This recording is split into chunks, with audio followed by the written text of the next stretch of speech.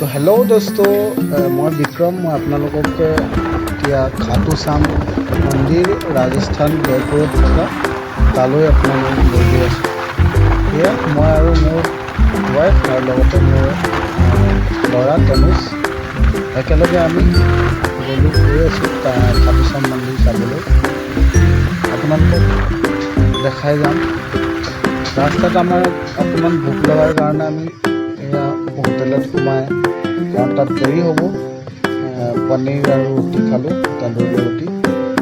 তাৰপিছত আমাৰ নিজৰ স্কুটি লৈ খাটু শ্যাম মন্দিৰলৈ বুলি যাত্ৰা কৰিলোঁ।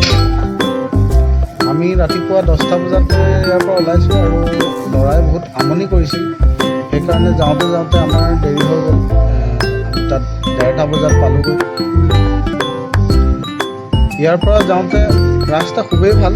জয়পুৰৰ পৰা আমি গৈছোঁ খাটু শ্যাম চাবলৈ, প্ৰথমবাৰ গৈছোঁ ফাৰ্ষ্ট টাইম, আৰু ফাৰ্ষ্ট টাইম ল'ৰাৰ লগত বাইকত জাৰ্ণি কৰিছোঁ। বহুত ভালো লাগিল আৰু বহুত কষ্টও হ'ল, ল'ৰাই বহুত আমনি কৰিছিল ৰাস্তাত। আৰু এনেদৰে গৈ পালোঁগৈ খাটু শ্যাম মন্দিৰ। 1:30মান বজাত আমি খাটু শ্যাম মন্দিৰ গৈ পালোঁহি। খাটু শ্যাম মন্দিৰত গৈ আমি ভিৰ দেখিছোঁ, বহুত ভিৰ হৈছে।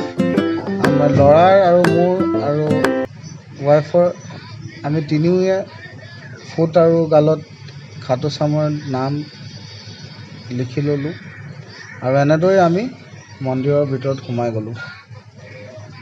ইয়াত আপোনাৰ বহুত ভিৰ লাগে, বহুত ভিৰ আছে।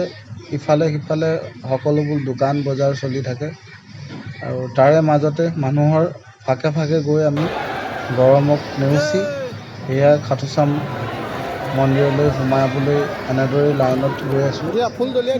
আমি প্ৰথমবাৰ গৈছিলোঁ আৰু কোনেও নক'লে, সেইটো কাৰণে আমাৰ অলপ দূৰৰ পৰা দৰ্শন হ'ল।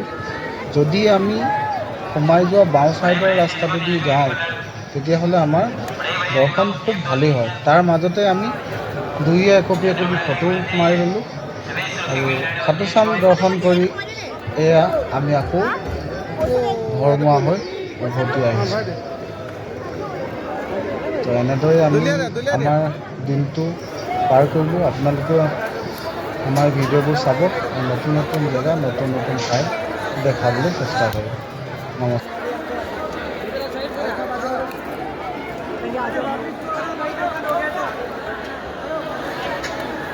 তো এনেদৰে আমি খাটু শ্যাম দৰ্শন কৰি ভগৱানৰ কৃপাত ভালে কুশলে আহিলোঁ আৰু মাজতে আমি ফটো উঠিলোঁ আকৌ ঘৰমুৱা হৈ আমি তিনিওটি জয়পুৰলৈ আহিলোঁ। আৰু আপোনালোকক এনেদৰে নতুন নতুন ভিডিঅ' দেখাই থাকিম। আপোনালোকে মোৰ চেনেলটো লাইক, কমেণ্ট আৰু ছাবস্ক্ৰাইব কৰি দিব আৰু বেল আইকনটো দবাই দিব। তো আজিলৈ ইয়ালৈ ইমানেই